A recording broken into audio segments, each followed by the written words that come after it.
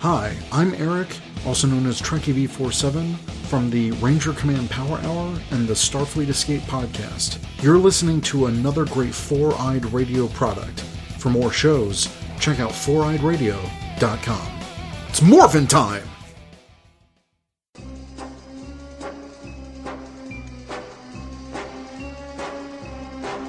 Bond. James Bond. Shaken, not stirred. Utter one more syllable and I'll have you killed. I thought Christmas only comes once a year. For your eyes only, darling. I never joke about my word 007. For England, James? Come in, Univex. James Bond here. Am I going to have a problem with you, Bond? Allow me to introduce myself. You're that secret agent! That English secret agent from England! No, you're cleverer than you look. Still better than looking cleverer than you are. My God, what's Bond doing? I think he's attempting re-entry, sir. 007 reporting for duty.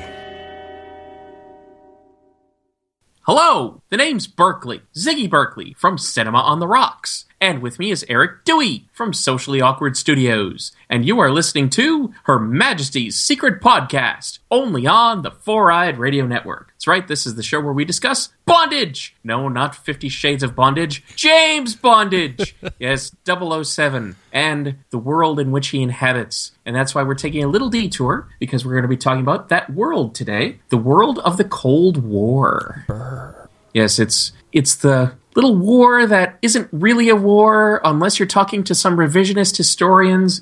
Personally, my own viewpoint is that I think it is actually fair to call the Cold War World War III, just fought by proxy, but that's something that is debated amongst history nerds and historians. In any case, it is that lovely conflict that happened immediately following World War II and possibly even during the last portions thereof. And it's the universe into which Ian Fleming wrote 007 in the novels. So we're going to be discussing 4 movies that are exemplary of the Cold War, and some of them have some very definite ties to the 007 universe.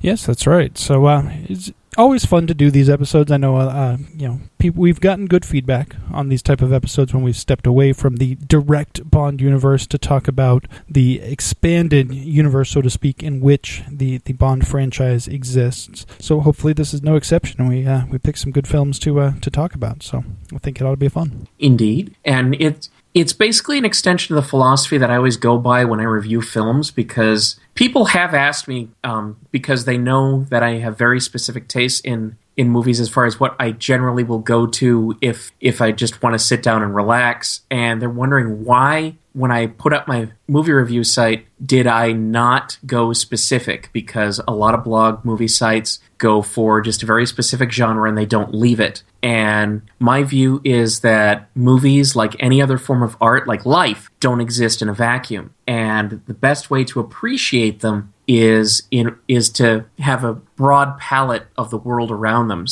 and it's amazing what the little ties you can find that you don't necessarily think were there. Mm-hmm. So just a little bit of a flavor palette expansion. That's what we're doing here today.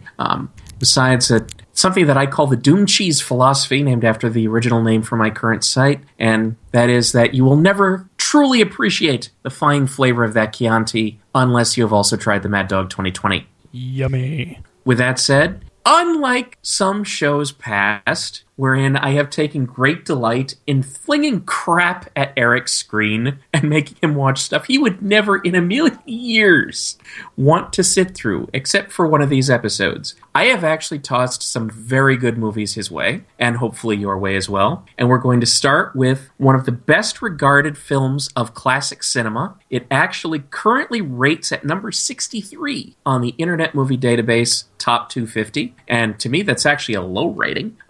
It is, in fact, considered one of the canon classics of the director who is behind it, a director whom I personally consider to be the single greatest director of all time, and a director who was actually, this is the first Bond tie before we even start, considered to possibly be the first director of a 007 film. I am, of course, referring to Sir Alfred Hitchcock, and we will be discussing his Cold War thriller with a little bit of fun, North by Northwest. Yeah, a true classic, and a classic that I had actually not seen before. It's one of those ones that it's always kind of been on my list to check out at some point, and just never made it to the top of that list.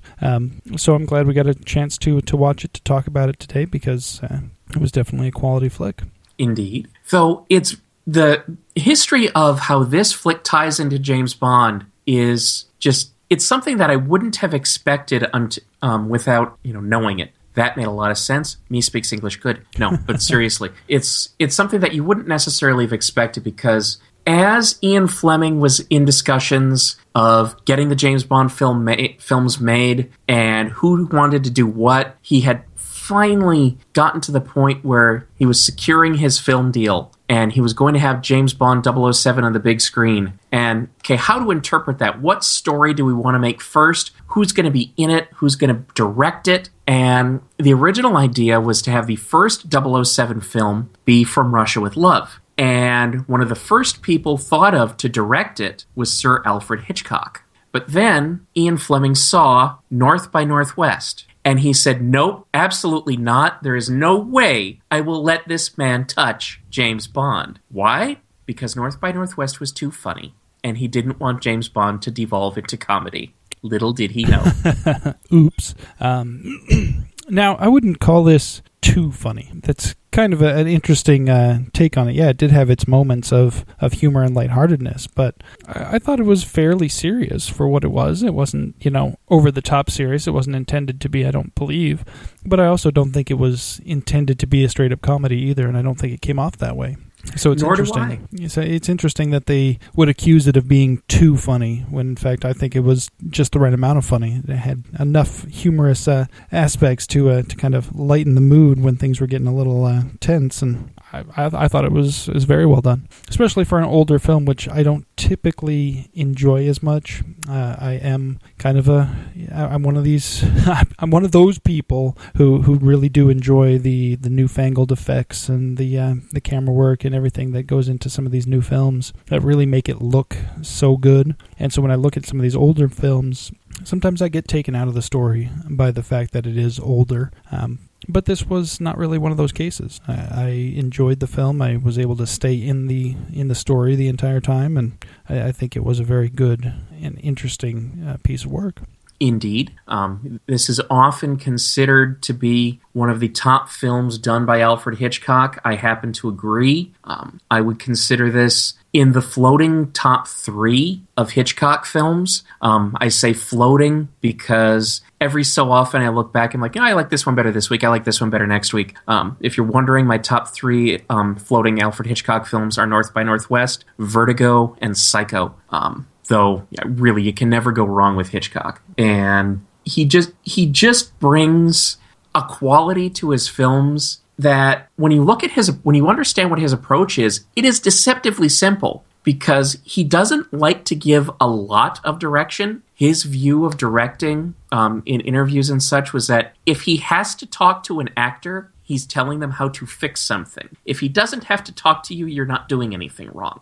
And most people understood that Mr. Hitchcock did not want to talk to you all the time. He also very much was one for the tight control of the soundstage. He hated location shooting, which is interesting because he had so many good locations. In fact, this film was based on a Mad Lib challenge, basically. This is one that did not come from a novel or anything of the sort. Instead, Hitchcock went to Ernest Lehman and he said, I want you to write me a picture. I want 3 things in it. Case of Mistaken Identity, which is a recurring theme in a lot of Hitchcock films, the United Nations, and Mount Rushmore. Of course. Go. And so what he comes up with is North by Northwest. And it is the story of an advertising executive and mama's boy, played by Cary Grant, who is one of those guys like Tom Cruise. He is way older than he looks, but he plays very well in this film, and he gets mistaken for an American spy who is chasing after a Soviet agent. And what the whole idea is that this Soviet agent is smuggling American secrets out, and the American government wants to figure out how he's doing it. But the thing is, there's no real American agent. It's just a cover identity they created, a sham. And Cary Grant's character ends up walking into this sham and is forced to live it. So for most of the movie, he has no idea what he's doing. So he's just trying to figure out what's going on while the bad guys don't kill him. And it's a definite caper, I would say. Yeah, it's really fun to kind of see it from that point of view. You're looking at this and he's caught up in this, and at first he's just kind of playing along a little bit. He's just kind of, he knows that they have no idea who he is and they think he's somebody else, and at first he's just kind of joking around with them, just saying this like, oh well, whatever, until the guns come out and they try to kill him a few different times, and then he starts taking things a little bit more seriously, but he never loses the humor and the fun of it. It's like it's almost as if he sees himself in this situation and he realizes, you know what, just got to roll with it. So we're going to do what we have to do, but I'm going to have fun while I'm doing it. And that's where I think the humor comes in a little bit when he's playing it off. So again, fun times. And the overall construction, it turns out to be somewhat of a blueprint for how the James Bond series would eventually turn out, because you have the dark intellectual villain, you have the damsel in distress Bond girl type who's kind of sort of her own person, but she is completely in over her head, which is how a lot of the early Bond girls are. Yes. You have got the menacing henchman, we'll definitely get into shortly. You've got the adventurous locales, and you've got that dash of humor, which at first turned Ian Fleming off, but which, of course, we know Sean Connery had become a master at. I mean, just looking at and listening to some of this dialogue, it's not that hard to switch from Cary Grant's Atlantic accent to Sean Connery's brogue. I'm not going to try it, but there's this one, the first time that the bad guys try to kill Cary Grant, they do it by, of course, a ridiculous means, because we can't just shoot him. We can't beat him up. We can't, drop him in a 50-gallon oil drum, drop it in the ocean. No. Instead, they tie him up at the couch, and they force him to drink an entire bottle of bourbon. No chaser, he even tells his mother later. No, they didn't give me a chaser. And then after he has had this entire bottle of bourbon, they put him behind the wheel of a car, start it up, and get it going, and figure that, we'll fake a drunk driving accident. And Cary Grant just does a very good impression of somebody who's completely bombed out of his mind. The only thing he's missing is he doesn't puke, but he manages to survive this crash. The thing is, it's inherently hilarious, and yet Hitchcock puts some real tension in it, even as he's sitting there woozy behind the wheel of the car. It's just a really wonderful piece of filmmaking, and it's something that the James Bond series would pick up on. So did you catch the prototype aspect out of that? Yeah, I think so. It was kind of, it kind of had that formula going. Excuse me. And you could definitely see how that could translate and how each character could kind of make its way into the Bond formula or format, as you said. You had all those major characters. The only thing you didn't really have was the overreaching supreme villain with the crazy, ridiculous plot. But not even all Bond movies have that. Sometimes you do have a villain that's just got a realistic plot that's just trying to get away with something. So that's really what you kind of have here. You don't have that crazy world takeover plot going on, but you do have just about everything else that a good Bond film would have. Yeah, I think that if we're going to look at our villain, who's played wonderfully by James Mason, for those of you who aren't familiar with him, another older film that a lot of people have seen is 20,000 Leagues Under the Sea, the Walt Disney version. He played Captain Nemo, so that might ring a few bells for some people.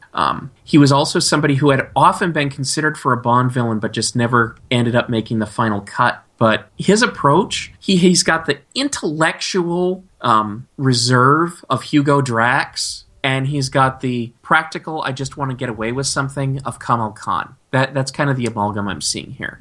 I could see that. Yeah, I could definitely go along with that. And you'll see, in fact, the Kamal Khan reference, there are several points inside of North by Northwest that you can see in later James Bond films. Like, for Kamal Khan, in Octopussy, there's a scene in an auction house in this particular film, which, of course, is also something that Ian Fleming wrote about for his short story Property of a Lady. In fact, not too far removed from the release of North by Northwest. Not saying that one correlates to another. It's just interesting coincidence. Correlation but the does way, not mean in any causation. case, the way that they filmed the scene for Octopussy, you'll definitely get flashbacks to North by Northwest if you see North by Northwest and then Octopussy shortly after.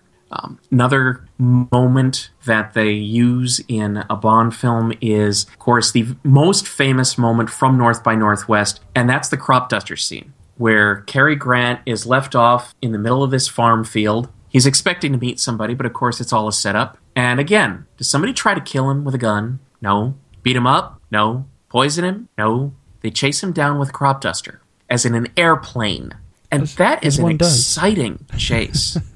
Again, it's over the top. It's silly, but just like a Bond movie, it's silly and thrilling at the same time. And really getting chased down by a crop duster is no joke, because you have a low-flying airplane, with a propeller, so it can slice you up, or it can just knock you down. And remember, it's carrying a load of pesticide that it can poison the crap out of you with if it drops it on your head. Yeah. So it's a very cool chase and something very Bond-esque. And the helicopter chase inside of From Russia with Love was filmed as a deliberate partial homage to that particular scene.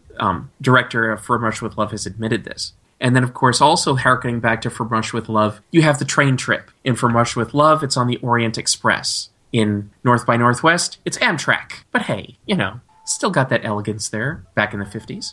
Yeah, it's definitely got that. It's a very entertaining film. It takes, much like a Bond movie, it takes place all over the place. You get a lot of different locations and various transport methods and things like that, and it's very fun the way it's done. So I could definitely see the correlations and see where maybe the Bond films were inspired by certain aspects, and it's just a good film. I would definitely highly recommend it to just about anybody. Indeed, and the dialogue, too. The dialogue, like I said, it's stuff that I can just imagine Bond saying. Now, you listen to me. I'm an advertising man, not a red herring. I've got a job, a secretary, a mother, 2 ex-wives, and several bartenders that depend upon me. And I don't intend to disappoint them all by getting myself slightly killed. That's awesome. I love that line. That's just fantastic. And I can picture any one of the Bonds, except maybe Card Sense Jimmy Bond. But otherwise, I can picture any of them saying that. All right, fair enough. I definitely can see the correlations, and it's easy to watch this movie with an eye towards the Bond universe and kind of have that sense that you're in the same universe easily, and that this could be, easily translated to a Bond film, just with some character name changes and maybe an accent here or there, and of course you need to beef up the villain's plot a little bit. He's got to be doing something to take over the world. That's just necessary in my mind. But what did you think of the henchmen? I thought the henchmen were really fun characters, especially the one played by Martin Landau, an extremely young Martin Landau, which I was unaccustomed to seeing. In fact, it took me a little bit because I had seen the name pop up in the credits. I'm like, oh yeah, Martin Landau, I know that guy. And I was waiting for the old guy to pop up and not even, processing in my brain. It's like, oh yeah, obviously he's not going to be the Martin Landau I'm familiar with in a movie made in the 60s. So, but it was very entertaining character. I really liked that henchman. I could definitely see that being translated into a Bondy necessity type henchman person. So definitely, like you said, right across the board, you can really translate most of the features of this film, including the henchman, to the Bond universe quite easily. And the henchman is one of 2 characters who takes some risks. This is something where you can also see the evolution of Hollywood ever so slightly, because we're coming off the restrictive days of the Hays Code. And what you have, it's never spoken out loud. It dare not speak its name, cough, cough. But for anyone with any gaydar whatsoever, Martin Landau's henchman is obviously gay and obviously harboring a huge crush on our villain. And the villain knows it. He's probably using it to his advantage. What better way to get someone to do what you want?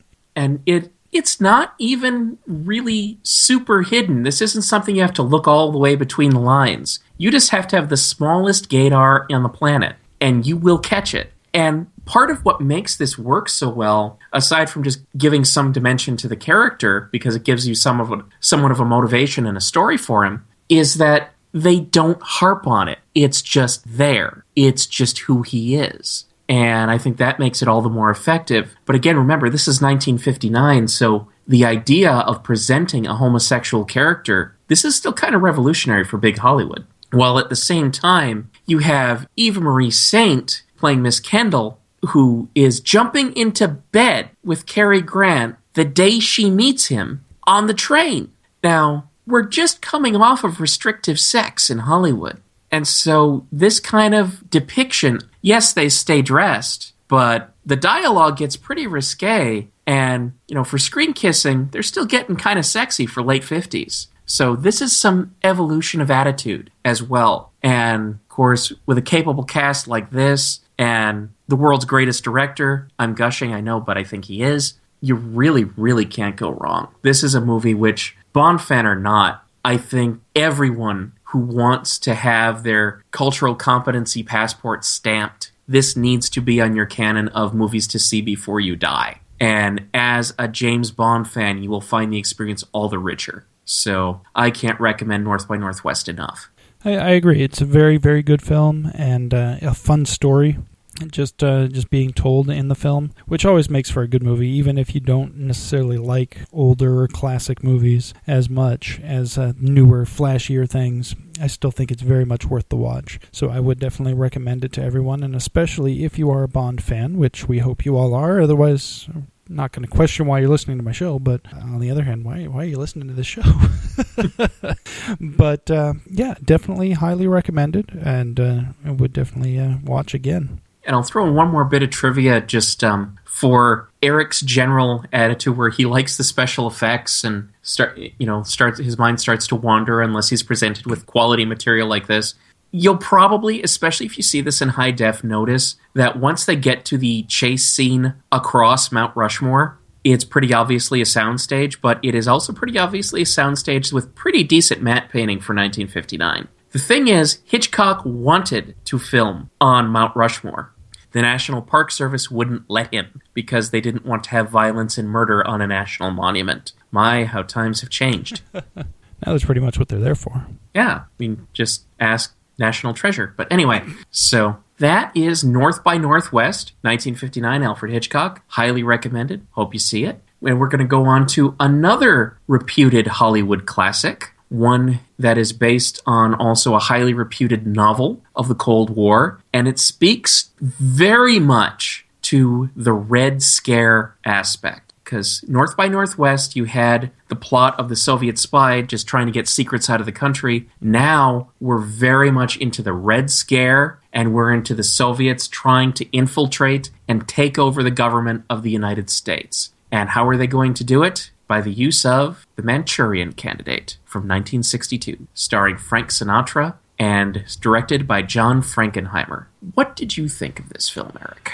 I really enjoyed it, which again surprised me because, again, looking back at these older films, a lot of times I don't dig them that much, and I had never seen this Manchurian Candidate. I had, however, seen the newer incarnation of The Manchurian Candidate and was so sorry to hear that. Less than impressed. So when this one popped up on the list, I was worried a little at first that I'm like, oh man, okay, so I'm going to take a movie that didn't really like, and this is like an older version of it, and okay. But I gave it a fair shot and watched it, and I was quite thoroughly impressed, actually. I kind of forgotten that Frank Sinatra could actually act as well as sing, so that was a pleasant surprise as well, because it's been a long time since I've watched anything with Frank Sinatra in it other than, a singing performance, so I was very pleasantly surprised right across the board. In fact, I think I remember texting you at one point while I was watching it, and I was like, Angela Lansbury's a bitch. What's going on here? Murder, She Wrote is acting out. What's going on? Your exact quote with Murder, She Wrote is a bitch. Yeah, it was quite striking to see some of these people that I know from obviously different things. Oh, Mrs. Potts, what are you doing? But Very good movie, very interesting in the way it's told. Yeah, there are some points where it seems to jump around quite a bit, I think, I don't know if it was to force the story along or if there was stuff that was edited that may have made things flow a little bit better, but there were a couple of points where I felt that the story kind of was forced along, and that's kind of the only downside, I think, for me. But other than that, another solidly recommended movie for me. I would definitely recommend this to anyone who wants to watch a movie. I would as well. This one does not have the action-adventure scenes or the regular visits to comedy that we saw in North by Northwest. This is very much a more seriously, dramatically directed film, which was an interesting approach by John Frankenheimer because, in fact, the novel by Richard Condon is more satirical. It's still a straight-up novel. It's still a straight-up cautionary adventure thriller type tale, but Condon himself was primarily a satire writer, and he did approach The Manchurian Candidate as darker satire.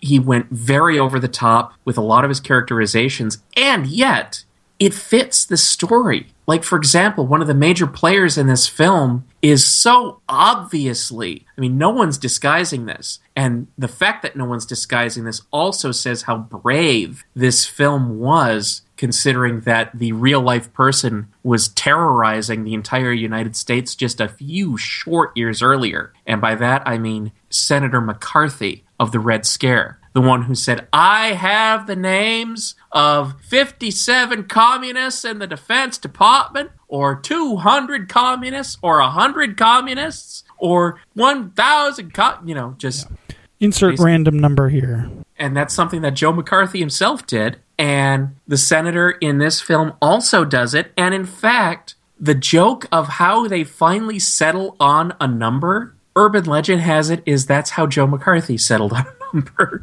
Now, whether or not the characters crossed with reality or not, it's an interesting story because they settle on the number by Heinz 57 ketchup. Yeah, but what's interesting is the point that's made before they settle on the number, which I thought was probably the most interesting part of that entire sequence as far as them bringing that up, is the fact that the guy who's saying it is basically being led around by his balls, so to speak, and he's basically being told what to say. And he's like, why can't I just stick to one number? People think I'm an idiot because I'm not sticking to one number. And they tell him straight up, it's like, well, that's because people aren't asking if there are any communists in the Department of Defense. They're asking how many there are. And that distinction just kind of highlights exactly what propaganda is designed to do. The fact that instead it forces people to ask the wrong question and make an assumption that's not true or may not be true in the first place.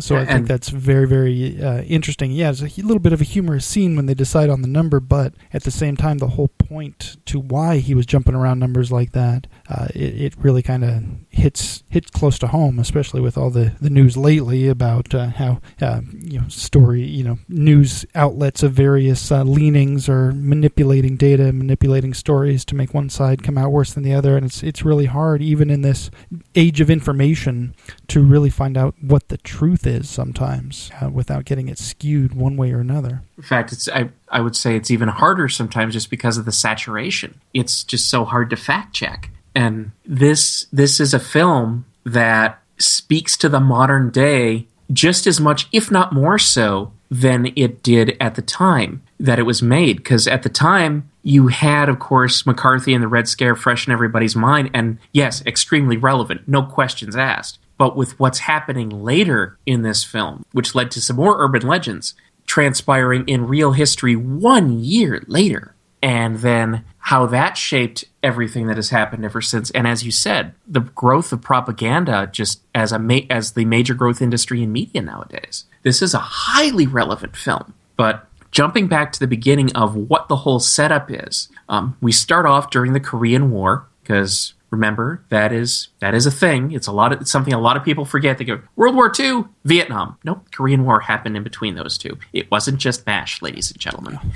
There's a reason it's sometimes referred to as the Forgotten War. Yes. And what we have is a company of soldiers, American GIs, led by Frank Sinatra as their captain. And as Eric said, Frank Sinatra does definitely have major acting chops. It's not something that some people credit him for anymore, but he's not just some famous singer that they tossed into a movie and said, here you go. I mean, yeah, that's how it started, but it turns out Frank Sinatra really could act. And he was a very, very intelligent man. He knew exactly what part he was playing. And he went for it in this movie. He goes for the emotional depth of a man who suddenly realizes he doesn't know entirely who he is. And by that token, what's going on around him in his country, his reality, his world, and how he may be a pawn in somebody's game or a card in somebody's deck. So plays it off very well. But he's the leader of this company, which through the treachery, of course it's the treachery of the Yellow Peril,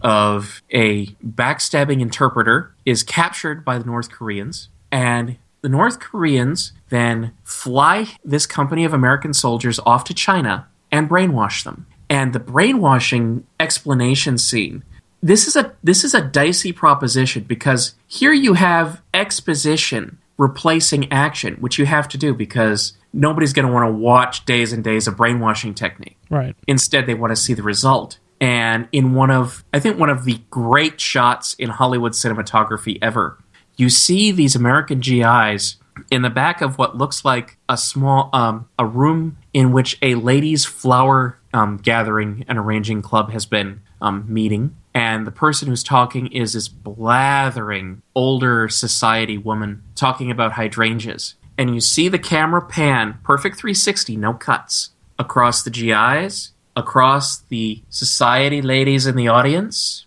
We get back to the GIs. The old woman is now a bald Asian man in a suit.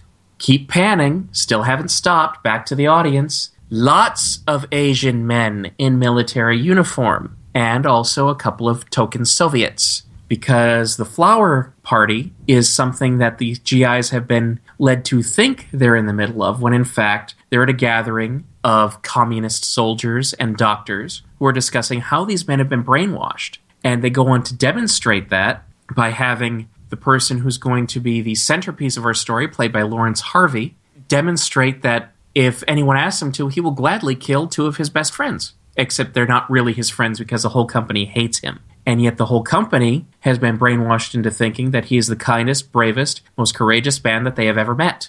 Something that they will repeat verbatim constantly when asked what they think of him. Yeah. What did you think of that revelation scene? That scene was very interesting, and I thought it was very well done. As you said, it's hard for them to depict the actual brainwashing, the actual act of the brainwashing and how it happened. You know, it would take a long time, and a lot of it would be speculation. A lot of it would be, and it's not really important to the story to know the how of it. What's important is to see the outcome of it, and that's what they show, is the fact that they've brainwashed these people, and we're led to assume that the most apt candidates, or the ones that are now being controlled so easily, and the ones that maybe resisted or maybe weren't good candidates for the brainwashing, are the ones that are killed as demonstration. It's like, okay, these ones, it didn't take for these ones, so guess what? We get to use them as a demonstration now. The other guy's going to kill them, so problem solved. And it's dark and it's twisted and it's just realistic enough to make you think, it's like, oh geez, and that governments all over the world have experimented with exactly that sort of thing. So it's not so far out of the realm of possibility as to take you out of the moment. In fact, it's far enough in the realm of possibility to kind of make you a little scared. Yeah, brainwashing to some degree is a real thing. I mean, there's no question it exists. It can be done. It has been done. Now, whether or not it can and has been done to the degree demonstrated in the Manchurian Candidate is speculation. I think there's a difference between what most people, they hear the term brainwashing and they assume it's complete mind control as demonstrated in the Manchurian Candidate. Whereas most of the time, brainwashing is more, it's like extreme propaganda, almost. It's basically making somebody come around to believe something that maybe isn't so, or to believe something in a way that isn't so. And that can affect their behavior. but not as direct as the mind control aspect that a lot of people immediately think of. So when you say brainwashing does happen and it exists, yes, it does, but a lot of people are like, no, it doesn't. But we're not talking about complete mind control. That's a different subject altogether. And whether or not that Unless, exists, of course, you ask Jesse Ventura or any of his other conspiracy theorists. But anyway. Yeah, let's get Jesse Ventura, Jenny McCarthy. What other scientific experts could we grab here? Maybe Dr. Oz and Dr. Phil. And I use the term doctors very, very loosely in both of those cases. We could get a real scientific panel going on here. Though, one thing also worth noting is it's very obvious that Ian Fleming was listening. Because, as you may recall, the start of his last novel, which was written after the publication of Manchurian Candidate as a book, and indeed after this movie came out, we start off with a brainwashed James Bond, who was brainwashed by the Soviets to go and kill M on a certain cue. And that's exactly what they're doing here. However, they're programming their agents as sleepers. They've programmed Frank Sinatra specifically to recommend the character played by Lawrence Harvey for a Congressional Medal of Honor once they release everybody. They've programmed the rest of the unit to back up Frank Sinatra's story and to consider their newfound hero to be the bravest, kindest, most gentle human being that they have ever known, even though they all hated his effing guts.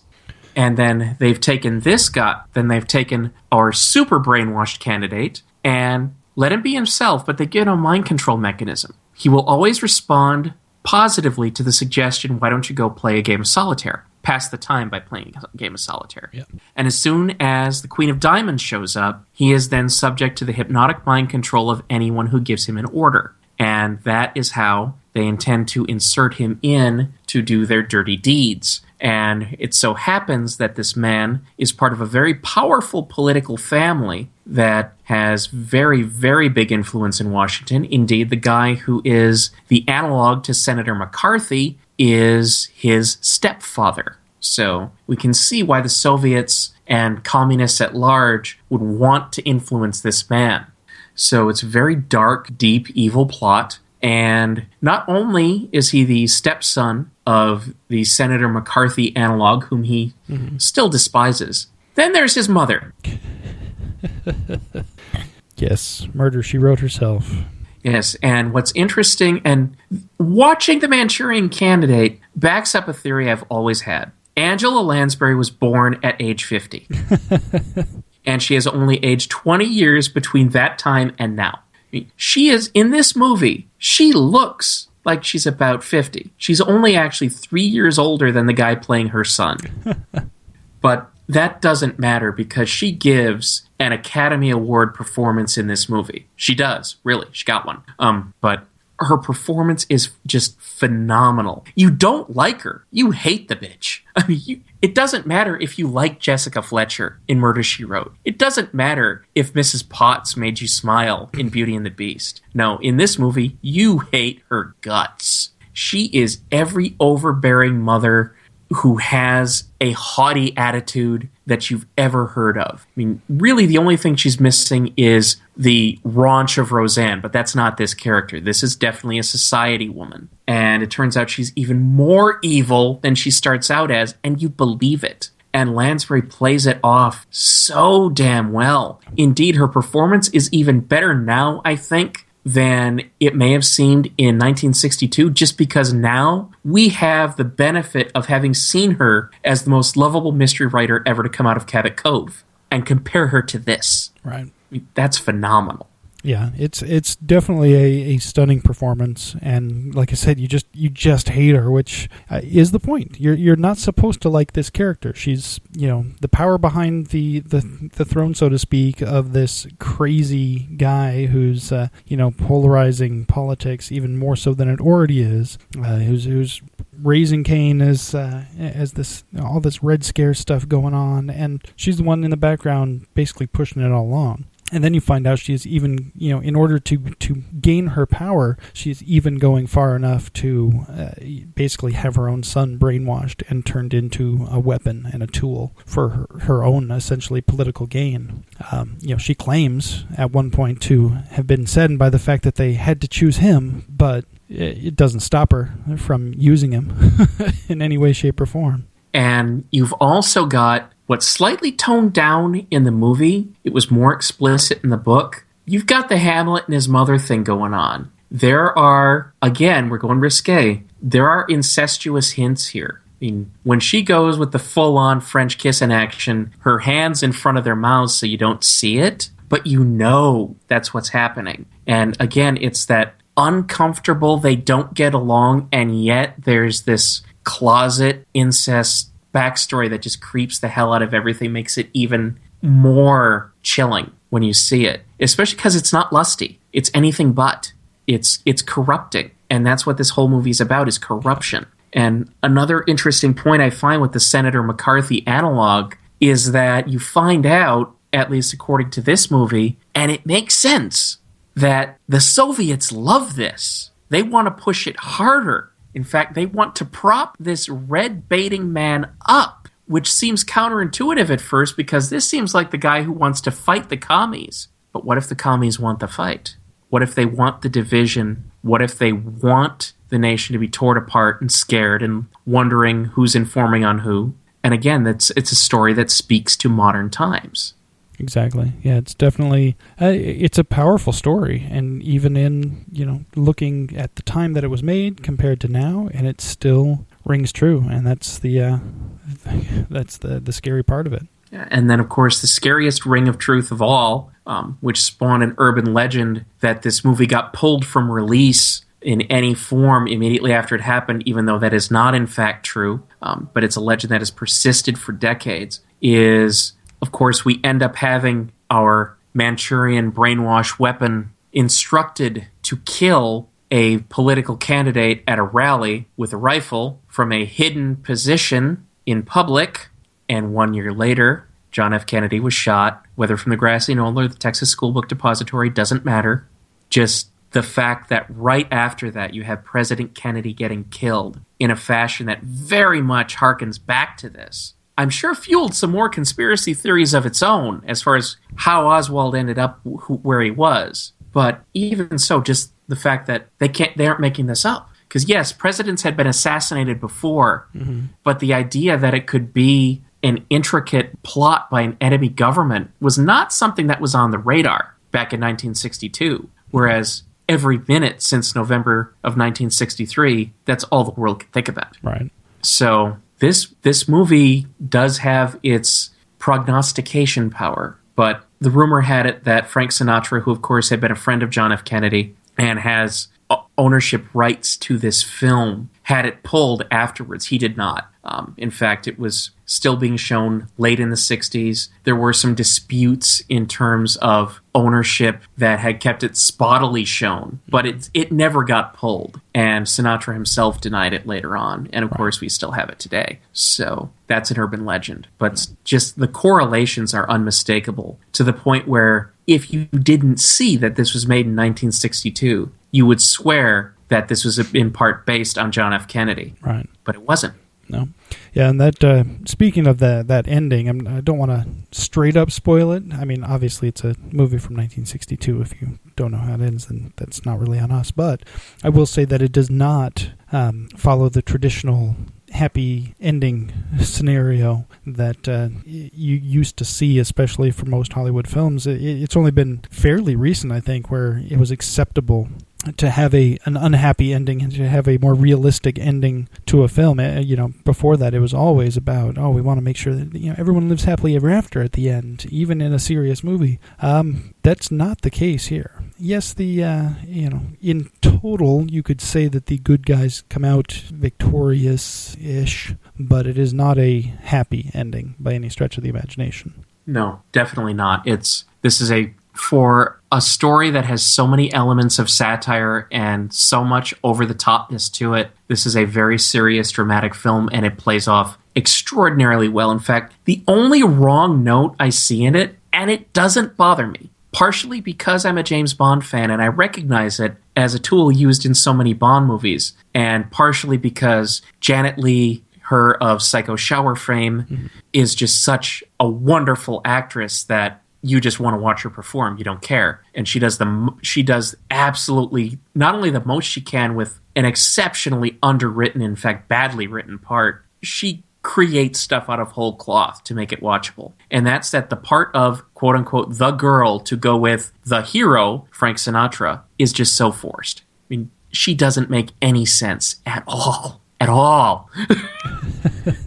And yet, like so many Bond girls, she's forced into the story because there has to be a Bond girl. You can't just have the girl who goes with our ill-fated Manchurian brainwash victim. No, you have to have the girl who goes with the hero. And so we're force-fed this character played by Janet Leigh, who, like so many Bond girls, meets our hero on a train, falls in love with him instantly, dumps her fiancé so they could shack up and have sex. It's forced. It's really the only knock I have on this movie. But because of the performances of Janet Leigh and Frank Sinatra, I don't care. Yeah, I agree. It's a tough role, I think, and she did a lot with it, which is saying something. Because, like you said, she wasn't given much to work with, but she managed to bring some life to it and actually make it worth watching. So I can definitely agree. Yeah. So overall, we started off with two extreme Hollywood classics at our look at the Cold War in cinema, something that you should be able to find without any issue, that a lot of people have seen and that come across as outstanding material in Hitchcock's North by Northwest and Frankenheimer's The Manchurian Candidate. Now, that doesn't mean that the next thing I'm going to hand you sucks. I like to think that I picked 4 really good movies this time. What it does mean is I'm going to take you off the beaten track because, I can't just go all big Hollywood on you. All right. So unless you have any further comments about The Manchurian Candidate? No, the one thing I did want to bring up is obviously there was the newer version as well with Denzel Washington and, what's his name? Oh my gosh, Liev Schreiber. Who both actually did a very good job acting in it. It's just that the material was so much worse when they tried to update it, when they tried to update the story, which, as we discussed, it didn't really need updating. It's still as true today as it was the day they made this film. They didn't really need to do any updating to it. It just was unnecessary, but there was one thing I noticed while watching the newer version of The Manchurian Candidate. It does also have its own Bond connection, as one of the characters in that film is the newer Felix Leiter, the actor who plays Felix in Jeffrey Wright. Yeah, so I had forgotten that he was in it, and I was watching it because it happened to be on Netflix, and we were watching these films, and I was like, all right, I'll subject myself to this one more time. And there were some moments in that film that they got right. But for the most part, if you're going to watch one of them, watch the 62 one. I would definitely agree. I did not subject myself to the remake this time around. I have seen it before, and I really have no desire to go see it again. It just left a huge bad taste in my mouth because, yeah, it's a remake that didn't need to happen. Yeah. I won't say it's the most useless remake ever. That would be Gus Van Sant's Psycho. However, it's pretty bad. At least I thought. Yeah. I don't know. I've seen worse. I can say that, honestly. I've seen much worse films than that one. But I will say that it's not necessary to watch it. It doesn't bring anything new to the table that the original doesn't. Unless the race thing, a lot of people are big on that, and but it's got Denzel. They made some of the characters black in this one, so it shouldn't matter either way. But if you absolutely want to see a version with more ethnic diversity, I guess, then subject yourself to the worst movie just for the sake of diversity, if you must. Now, with that said, if you do want to see an update where they do the ethnic switching and you have Denzel taking over the role of an older white man, I'd suggest The Equalizer. With that said, yet, but I want to. I'll just say that if you ever wanted to see what would happen if Denzel Washington played Jason Voorhees, watch this movie. All right. It is high slasher violence. I'm not saying it's bad. I'm just saying you may not be prepared for that. All right.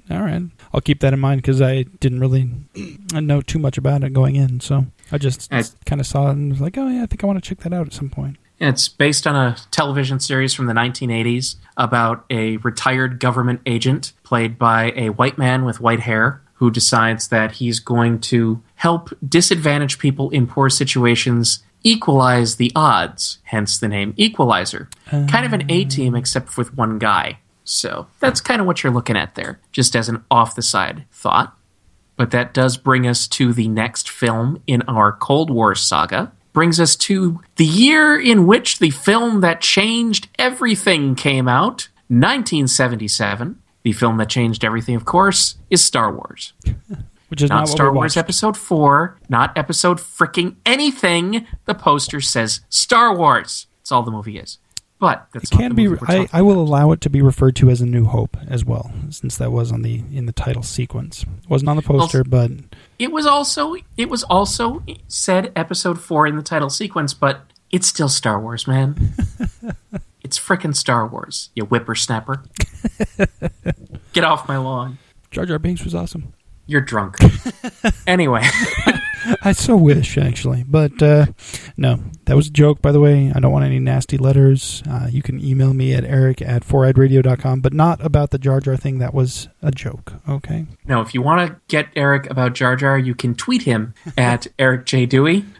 You can also, if you like or question my judgment on any of the selections of the Cold War films I have chosen, you can tweet me at CinemaOTR. You can also email me at ziggy@cinemaontherocks.com. And hey, why not follow the show at Her Majesty's Pod on Twitter? You can find us on the Facebooks at facebook.com/Her Majesty's Pod. Or, my personal favorite, you can go to our website, hermajestiespod.com. Are you noticing a theme here, folks?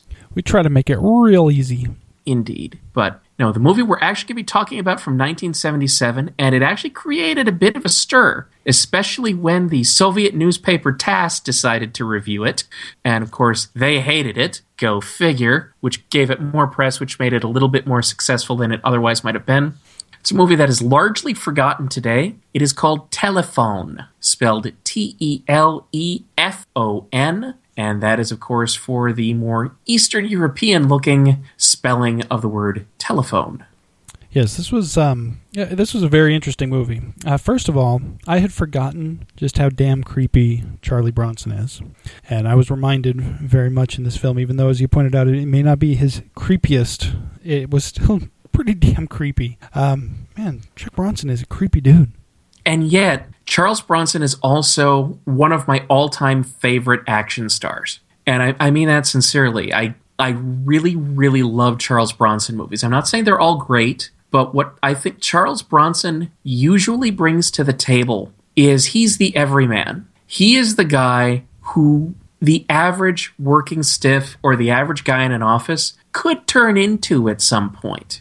Not necessarily with the ruddy looks or anything, but just in terms of the characters he plays. They tend to be more grounded than your standard action hero. They're not superhuman, even when he's in the comic book type ridiculous violent movies like the later Death Wish sequels. If you're looking at the original Death Wish, which is a damn fine but damn creepy movie, he's a very realistic character, and that's what he gravitates towards, are human action heroes. Now, Telephone is actually kind of a stretch in terms of what he's playing. I mean, he's still a very human character, but he's not your standard action hero by any stretch of the imagination. Instead, in Telephone, Charles Bronson is an agent of the KGB. Not only that, but he is an agent of the KGB who is sent to save the United States of America from sabotage. And he has done this, he is sent there by the KGB. That's right. In the middle of the Cold War, the Soviet Union are the heroes of this movie. How's that for a mind screw? Exactly. It was a very interesting idea, I thought. Basically, you've got this whole situation where, yes, the Cold War is going on, but neither side wants it to escalate beyond the Cold War because everybody knows, the reason the Cold War was because of mutually assured destruction. And nobody wants to be destroyed. So, I should say most people don't want to be destroyed. So when they realize that something has happened, when somebody who evidently does want to be destroyed has run amok and is basically on the verge of causing the next major world war, they need to stop it. And the only way they can stop it without admitting what they've already done, which was, obviously something they don't want to do, they have to send somebody in to try to take care of it a little more quietly. Although I wouldn't say that quiet is the way it got taken care of. But either way, they had to do something. So they send in their agent to take care of business. I would actually argue that it is quiet compared to what it could be. Well, yeah. I mean, I'm not saying it's the quietest. It's just it's quieter than what could have happened had the main villain, so to speak, been successful. Fair enough. Now, the plot of this story, which is based on a novel, is that we have our KGB agent, played by Charles Bronson, very effectively, I will say. He's being sent to America to stop a rogue agent of the KGB who wants to enact a plan that was developed during the Stalin era. Because, of course, we all know that Stalin was just an evil, on the scale of Hitler, evil man.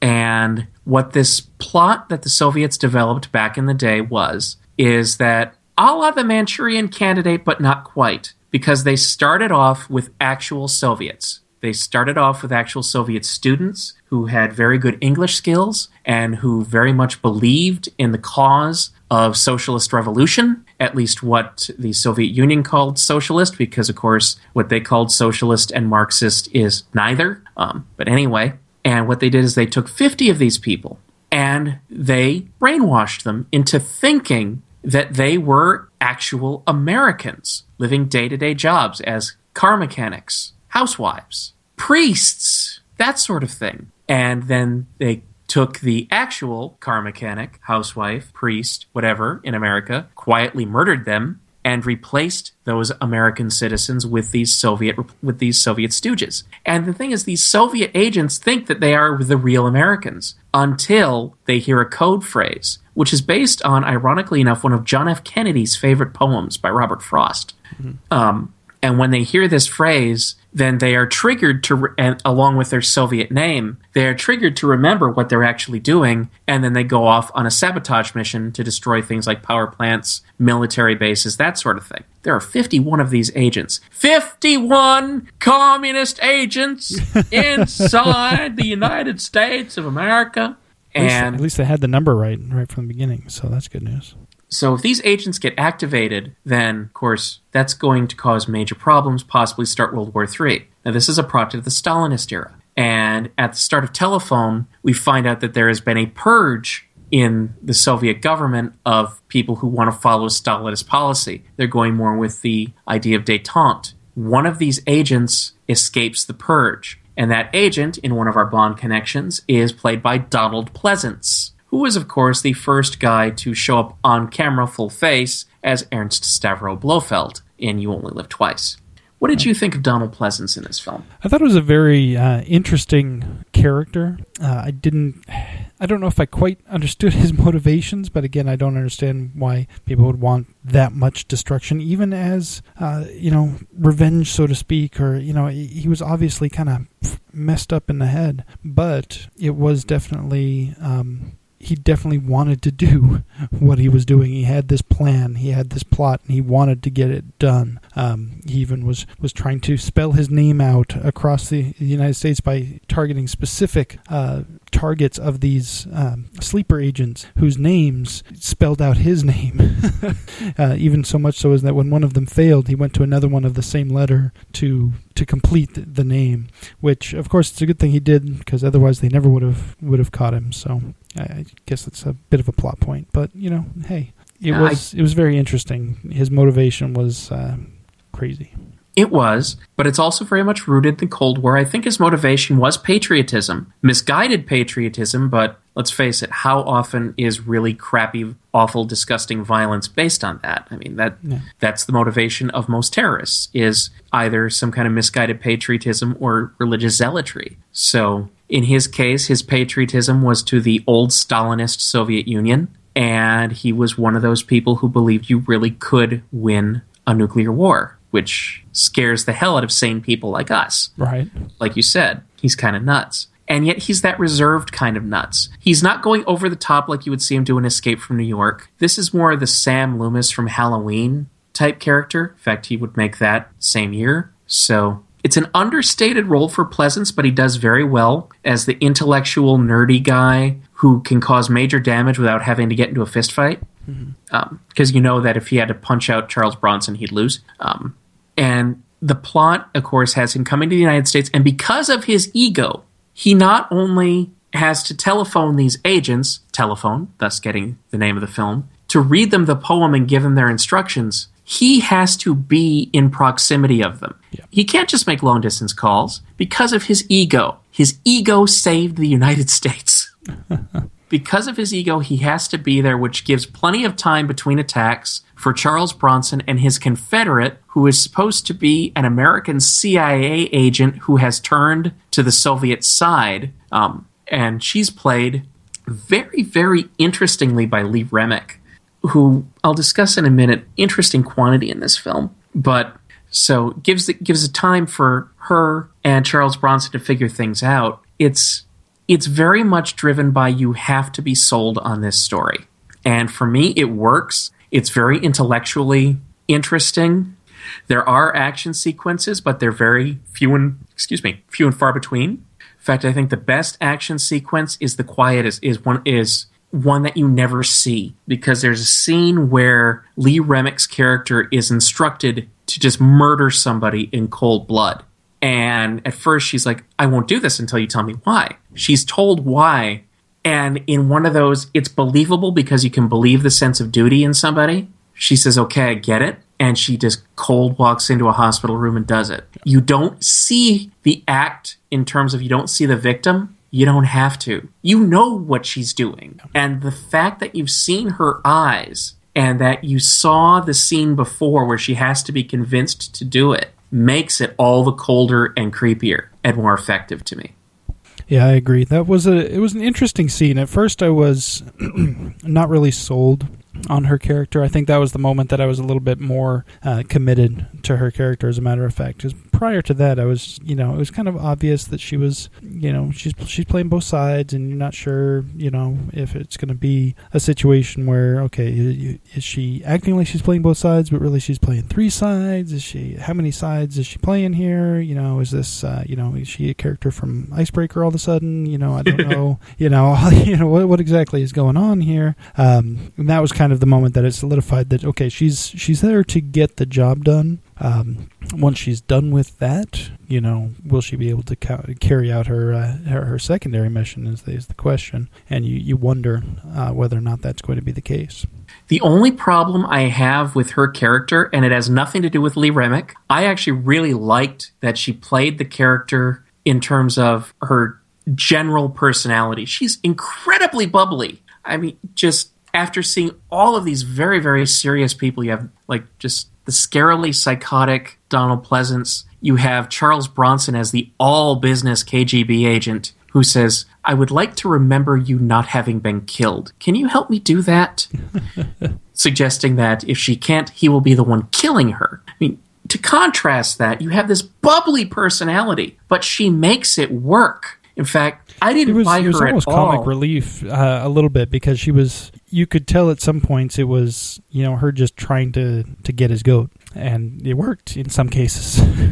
Yeah, I didn't buy her at all in the other film that a lot of people remember from, The Omen, which she made the year before this, where she was opposite Gregory Peck. That made no sense. And here she is with this other old guy, Charles Bronson, not quite as old as Gregory Peck, but it works. This is just much more interesting. And yet the thing that I didn't like was the forced romantic chemistry, because whenever it was a game, whenever she was suggesting it and you never thought it would happen, it was fine. Yeah. In fact, I liked the fact that she was basically throwing herself at them, and she's and she gives him this, well, why won't you, why aren't you doing this? And his response was, if I thought it would help us complete this mission, I would. This very kind of unbondish there for sure. But, that was his response. It's like, okay, well, that's not part of the mission. It's not going to help us complete the mission, so I'm not going to do that. Once the mission's over, on the other hand, then we're going to get weird. And it did get weird. And to me, that felt like the Wayland kiss in Tomorrow Never Dies. It just doesn't work for me. But other than that, I thought her character worked very well. And again, I thought Bronson's character worked very well. And I really like how they worked together in the climactic scene at the bar. Now, I'm not going to totally spoil this for people, especially since this is one of the movie on the list that the audience is least likely to have seen before. I would recommend that you check this out with some caveats. I think that this is the weakest of the 4 films we're going to be discussing today. But even at its weakest, it's a very good movie. And the way that the climactic scene plays out, it's just phenomenal the way they get it to work and not be a circus. That they actually can do things as quietly as they do when it looks like, oh, you're totally pooched. I thought that was a fantastic scene. How did you think that played out? I agree. It was very well done, I thought, and it was actually one of the best scenes in the film, and the most tense, the most dramatic, and definitely very well done, I thought. So it was, yeah, like you said, I don't want to spoil too much because this one might be one that people haven't seen. I know I hadn't even heard of it really, but then again, I don't go back and watch some of these older movies very often. So, but it was very, very, very interesting, and I would recommend people to go watch it and see what we're talking about. Yeah. It does slow down on occasion, especially on those occasions where another person whom the audience might recognize if you know 80s television as Mary Beth Lacey from Cagney and Lacey. That would be Tyne Daly playing a CIA computer expert back when computers are very much a punch card and dot matrix thing where there's only 2 colors on the screen, who probably made a hell of a lot of sense in the novel, but who is completely unnecessary in the movie. Yeah, even her one revelation in the thing, it comes about the same time that Bronson's character figures out the same thing, and so it doesn't really push the story along in any way, shape, or form. The only thing that is moderately interesting about her character, I thought, is the fact that in this age of punch cards and dot matrix, her computer system is almost an AI. She's talking to it, and it's talking back, via text only. But I mean, she's everybody else is over here with punch cards, and she's got Siri. What's going on here? And she's also got a sexist boss who shows some restraint, but not quite enough. He'd be slapped with harassment just 20 years later, but back in the 70s, hey! And of course, she giggled at it. Yeah, but, 70s. Just a bit more trivia, just for the cinema buffs out there. This film, since we're talking about the directors on all of these, was directed by Don Siegel. For those who don't know who that is, I recommend checking out a movie that he did 6 years earlier. I think it was called Dirty Harry, something like that. Dirty something? What? Okay. Yeah, which has a connection to our next film, but we'll get there. But of course. So we do have an accomplished director who's done the psychological thriller thing before. The writer of the screenplay on this film was Peter Hyams, who is a phenomenal writer. We've talked about some of his work before. He was the writer and director behind Outland, when we talked about Connery films. He was also one of the people who adapted 2010. He was, in fact, the director of that. He's just a very meticulous writer, and he was originally considered to direct, but they decided they wanted a name director, which, of course, Don Siegel was at the time. So that's why Peter Hyams did not get to direct this. I'd have been very interested to see how much darker Telephone would have gotten had Peter Hyams been allowed to direct. But overall, I still think we ended up with a pretty decent movie. Yeah, I agree. It was a fun film. Even if you're not necessarily into those older 70s movies and such, it was definitely very much a fun movie and worth watching. I would definitely recommend it, and I'll check out some more of the Bronson stuff that I've missed in the past because I didn't want to watch a campy old 70s movie. But no, I'm like, you know what? Maybe I need to give some of these a better chance. If you're going to do that, out of the Charles Bronson films, I do not recommend watching this one with the family because of what it does deal with, but it deals with it in the most mature fashion I've seen in even modern pictures. Death Wish is actually a sincerely excellent action thriller type film that treats rape as the disgusting thing that it is, but just awesome character study of how a normal human being can basically be turned into a killing machine. Really good film. Another film that I would highly recommend has been remade, but the Charles Bronson movie is better. In fact, it is my favorite Charles Bronson movie, The Mechanic, made in 1972, basically about a hitman taking on a protege. Seriously creepy. Got a little bit of Bondi Necessity to it as well. Fun, worth checking out. And then if I'm going to pick one more Charles Bronson film, I'm going to throw you for a loop here because the fun part is figuring out that the character is played by Charles Bronson. His first Hollywood motion picture, no, not The Great Escape, House of Wax with Vincent Price. Charles Bronson plays Igor. Interesting. So those are some Bronson recommendations. All right.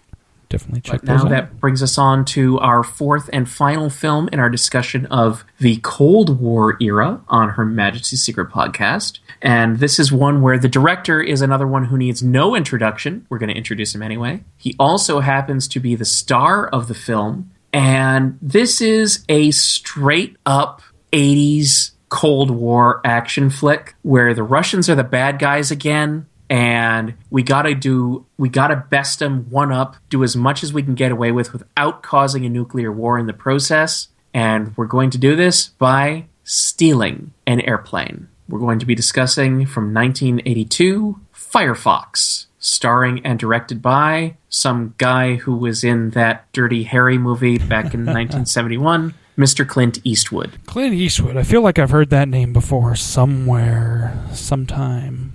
Yeah, wasn't he in Back to the Future 3? Oh, jeez.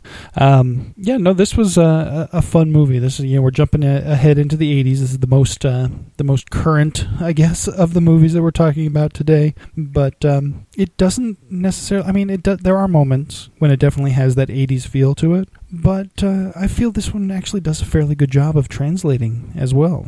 I didn't feel, the entire time I was watching this, I didn't feel like I was just watching an 80s movie. I actually, I was able to enjoy it just fine. I mean, yes, the effects could have been better if they were to remake this movie today. You'd have some better effects, but other than that, that's really all that would need to be updated. Maybe some of the computer speak, obviously, but I try to ignore that when I watch older movies. Fair enough.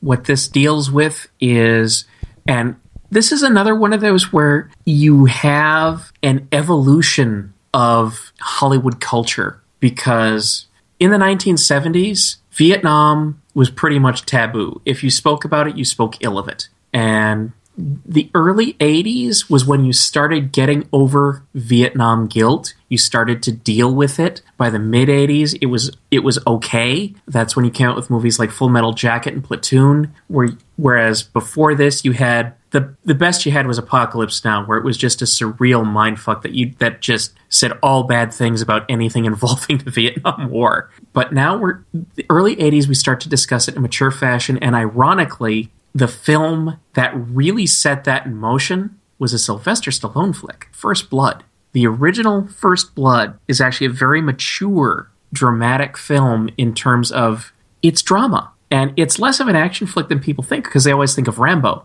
But the original First Blood was where it really came out into the open, and the discussion started to be had, and how that translates into Firefox, which was released the following year, of course, also based on a novel, is that our hero, Mitchell Gant, played by Clint Eastwood, is a former Vietnam War fighter pilot who was shot down and was about to be sent to the Hanoi Hilton when fellow fighter pilots firebombed his captors and a little girl who he watched burn in flames in order to rescue him. And he has flashbacks. And PTSD was something that America was still figuring out what it was and how to discuss it. And this is something that even Frank Sinatra dealt with a little in The Manchurian Candidate. But that was unusual. Firefox is where we start getting it more out into the open and where we start dealing with some Vietnam guilt. So that's just an interesting Hollywood evolution part to this story. But what we have is Mitchell Gant is our version of James Bond in this film. He has retired from the Air Force, and he has gone off to a cabin in the woods. Yeah. And he doesn't want to be found, but they recruit him because he fits a pressure suit. Basically, that's what it comes down to. Yes, I did find it a little bit of a stretch that this was the guy they were going after. Basically the premise is that he's the best test pilot that they've got. He fits three criteria. He's a good pilot, the best there is. They always say that. He can speak fluent Russian because of his grandmother. Believable, not a problem. And something we'll get to in a moment requires him to definitely be able to not only speak, but think initially in Russian. And he fits the pressure suit.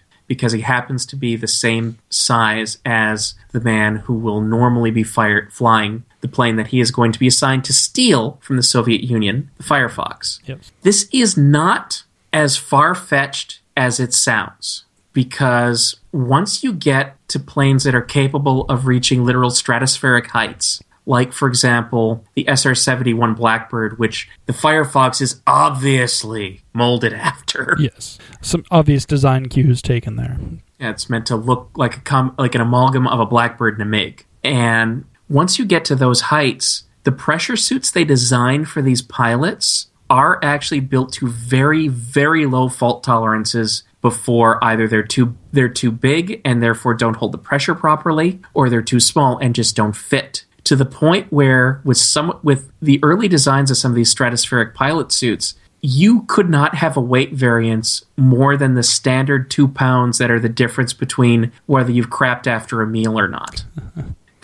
So that kind of fault tolerance is not unrealistic. So, okay, he fits the pressure suit. I'm buying that because I actually know I know how some of this stuff works. Mm-hmm. Now, the odd part is the rest of it, why this plane is so special. Because it has stealth capabilities, which the SR-71 was rumored to have had already, but of course they've never admitted that. And it's interesting that you have the angular reflection type design to this plane, which was not on any airplane design that was admitted to by the military back in 1982. Yeah, we had not seen the stealth bomber or the even more secretive stealth fighter at that point. I remember seeing model kits in toy stores of what they thought a stealth plane would look like. Yeah. But it was all speculation. Mm-hmm. But you also have, and this would be stolen by the first G.I. Joe movie years later, a plane where because in dogfight combat, you need every edge you can get. A tenth of a second can mean life or death, who wins, who loses. That is no exaggeration. The skills of fighter pilots are something that I strongly respect. I mean, that is no joke. So anything you can do to get an advantage is valuable. And what this plane is supposed to be designed to do is have an integrated system where the cockpit computer systems follow the pilot's eyes and impulses from the pilot's brain as commands. So you can think, shoot this plane down, and it will shoot the plane down. Yeah. Or you can say, hey, Siri, shoot the plane down. So you have to say it and think it in Russian. But what's interesting is that while this sounds far-fetched and stupid on its face, I have actually seen the documentaries where they're showing that they're testing this exact real thing in the United States Air Force as of 3, 4, 5 years ago. Mm-hmm. So yeah, 82, it's a stretch, but it's not impossible. They're doing it. Yeah, I didn't think it, it was one of those things like originally when I thought it was a little bit of a stretch that they're like, oh, well, you have to think in Russian. You can't think in English and then translate it. You have to think. I'm like, okay, that may be a little bit of a stretch. You've got a computer system that can supposedly read thoughts, but at the same time, it can't, it can somehow differentiate between what your first thought was and then when you translate it into, okay, whatever. My thought there was that's causing the delay that you're trying to overcome by having this system to begin with. Because having to translate it takes an extra second or two. Whereas if you're thinking immediately, it just pops into your head, you're not taking the time. Don't wait for the translation, answer me now. Do you get the reference? Get the reference. Take a drink. Eric's not taking a drink. No, I'm not Captain America this time. I do not get that reference. Adlai Stevenson in the United Nations, when he was trying to get the Russians to admit to the missiles in Cuba, also referenced by General Chang, played by Christopher Plummer in Star Trek VI, The Undiscovered Country. Don't wait for the translation. Answer me. Okay, anyway, all right. Now I'm starting to vaguely remember the Star Trek version of the reference. Real life history is not my strongest suit, so... There was a Cuban Missile Crisis. We got to talk X-Men about that. First Class. Oh yeah, okay. I'm kidding, of course. But yeah, no, it's that I didn't think of that as too far-fetched either. Originally, like the very first time they mentioned it, I was like, okay, maybe. And then I thought about it, I'm like, you know what? No, they've got prosthetic arms that are able to read your brain waves and move as if you think about moving your arm, and your arm moves, even though it's not your arm, it's a prosthetic. So it's not, considering that's technology that's almost here available for regular people, it's not too far-fetched to think that the government would have been thinking about stuff to do like this in the 80s already, and other governments as well. So I don't think it's too far-fetched at all to believe that this type of technology would be developed for military use long before we would ever hear about it in our normal everyday lives. And so we have our character played by Clint Eastwood, who then has to get into the Soviet Union on a very strict timetable so he can take the place of the pilot who's supposed to take this plane on a test flight and steal it. Yes. And hopefully convince the Russians who are sympathetic to America to blow up the second prototype. Of course, there's a second prototype. We know what this is going to be used for. But anyway. And there has to be a second prototype, because otherwise, yeah, exactly. Yeah, we know exactly what's going to happen with that second one, and we are not disappointed. That's actually one of the better scenes of the film, I think. And I also like the detail taken with, why are these people helping? Is it just because they love America? Not necessarily, no. Most of the people who are involved in helping Mitchell Gant, our American hero, get into the Soviet Union, these Russians, they're Jews. And what a lot of people from the West don't remember or never figured out was that the Soviet Union also has a history of anti-Semitism. I mean, yes, atheist state to begin with. So you have, and not just a casually atheist state where, we accept atheists, but one where, no, religion is persecuted. Mm-hmm. But there's also a long history in not just the Soviet Union, but Russia itself, of anti-Semitism. In fact, if you remember Fiddler on the Roof, pogroms, where they were, chasing out Jews, burning their villages, killing them. And the same thing occurred during the Soviet era. And so you have the first person we meet who's helping Clint Eastwood. His character is not a Jew, but his wife is, and she's been in prison for 12 years because she was also a political activist. And so he wants to live up to her example.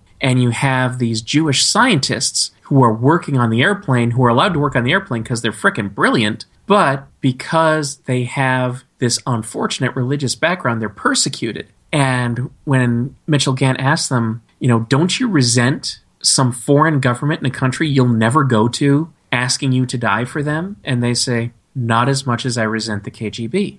And that tells you a lot of the mindset on both sides in the Cold War. Because on the same token, you had Russians who thought Americans were totally evil. Yep. And they had documentary evidence that they didn't even have to doctor. The film of Bull Connor turning a hose on black Americans, that was popular in Russia. That's saying, here, look what these freedom-loving Americans do to their own citizens. And you know what? They were right. Both sides committed atrocities. Nobody's an angel here. You can argue that one side was more angelic than the other and possibly be right, but you're seeing some more of the deeper motivation, and I like that the film took some time to explain that without becoming burdensome. In fact, that's one thing Eastwood's direction does not do, is burden you. Yeah, Telephone may have slowed down sometimes, but Firefox, this sucker moves. Yeah, it does. It's very fast-paced.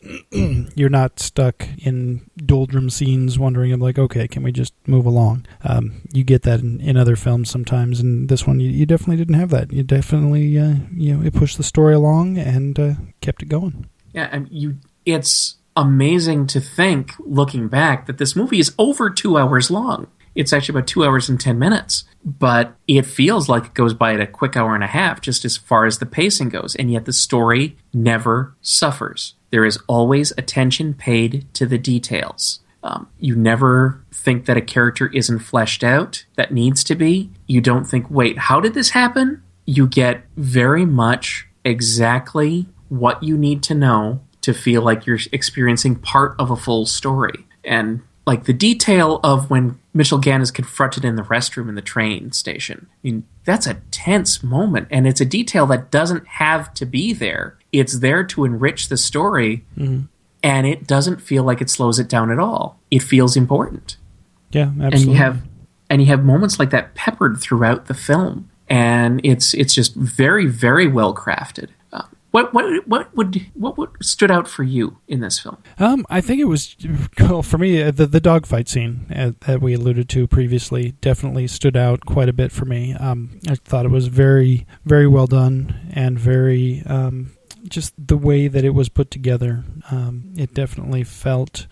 It's hard to say. You see things like Top Gun, if you want to talk about a dogfighting movie where that's basically all there is to it, the entire movie is leading up to these dogfight scenes, and yes, they're great, but I felt that this was even better, and in such a way that it's just kind of I don't even know how to describe it. It just felt more real, even as they were using technology that may or may not exist or may not be existing in the near future. It still felt more real than even a movie like Top Gun, which was more based in reality. Well, it was obviously stylized and whatnot, but it was still more based in reality than this was. But yet this felt more real.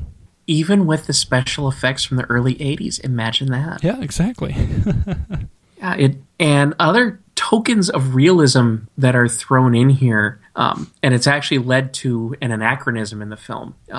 In the scenes that happen in the Russian command center after the plane is stolen. I'm not spoiling anything here, folks. Let's face it. Clint Eastwood is supposed to steal a plane. Is he going to fail? So after the plane is stolen, in the Russian command center, you have the General Secretary of the Soviet Union, in other words, the head of the country. And you also have the chairman in charge of the KGB. Now, the General Secretary is never referred to as anything but General Secretary. However, the actor was cast to look like the person who was General Secretary of the Soviet Union at the time.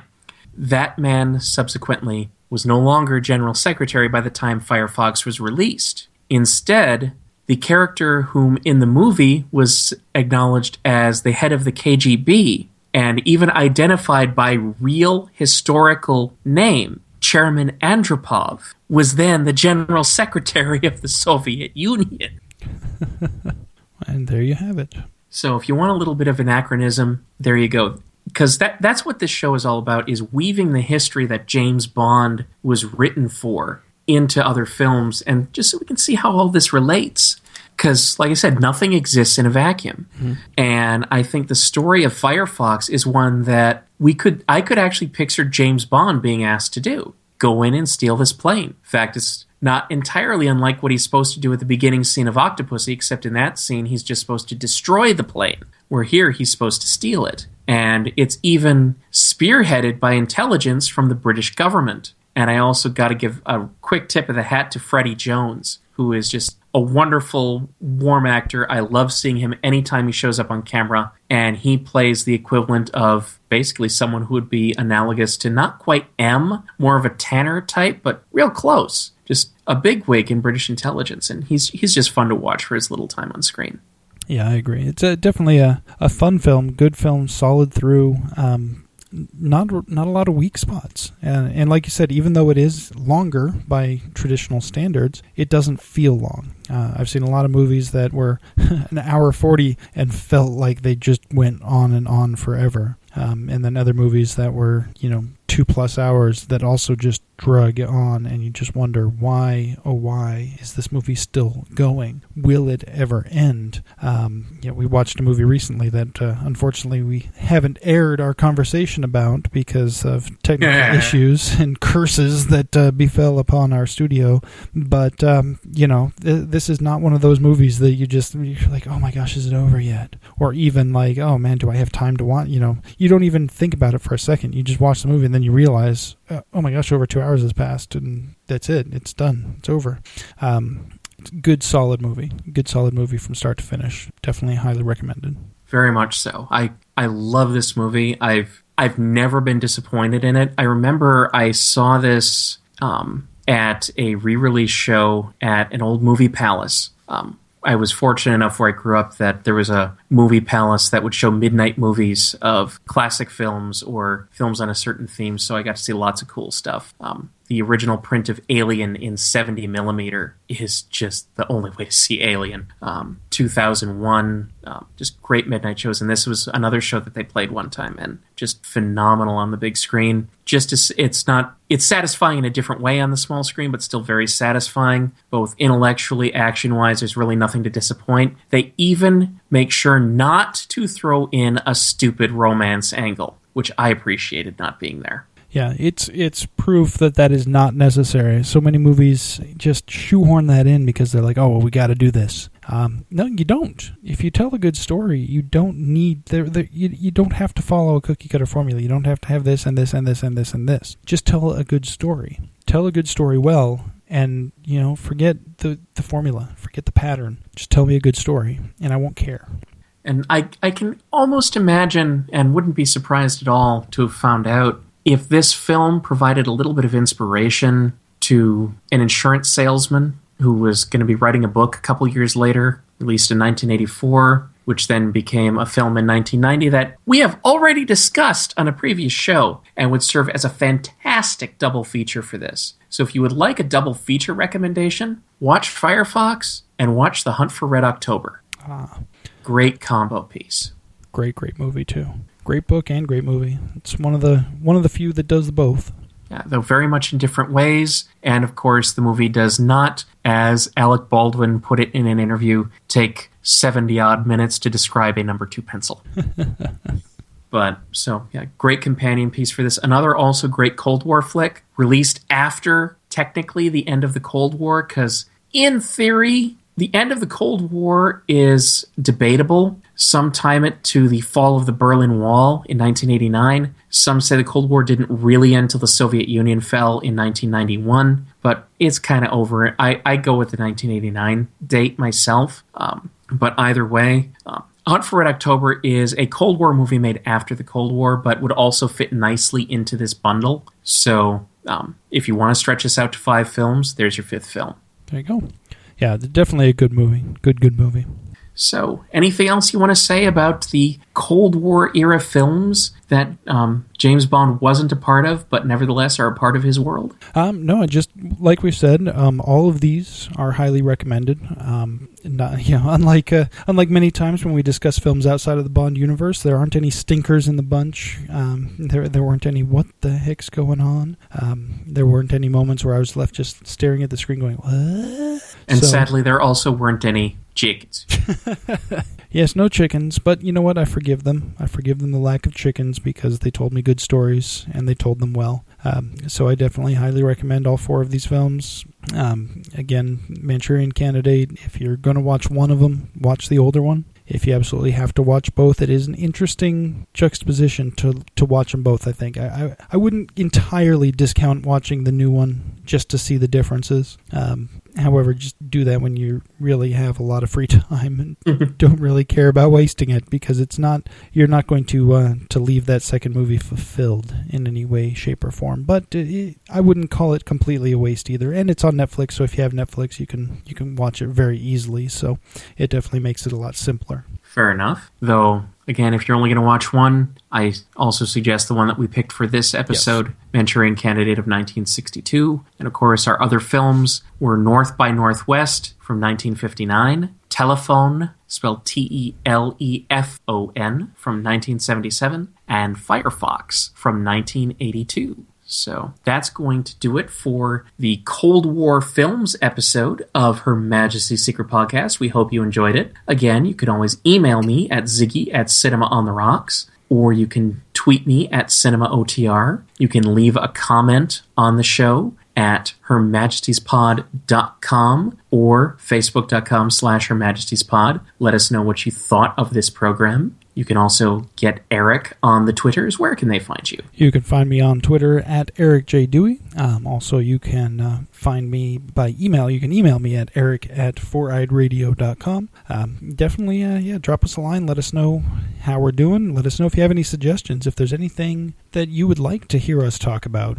No guarantees that we'll get to it or get to it anytime soon, since you have we have our episodes planned out for quite a bit in the future already. But we love to hear what you guys have to say, and other episodes have been done based almost entirely on recommendations from the fans, from the listeners, so it's not completely useless. Definitely let us know. We like to hear from you, so talk to us. Indeed. But for what you're going to be looking forward to in the next several weeks is we're going to start a block of funny business related to the James Bond universe. And our next episode, we're going to be jumping right back into the James Bond films and discussing James Bond's funniest home videos.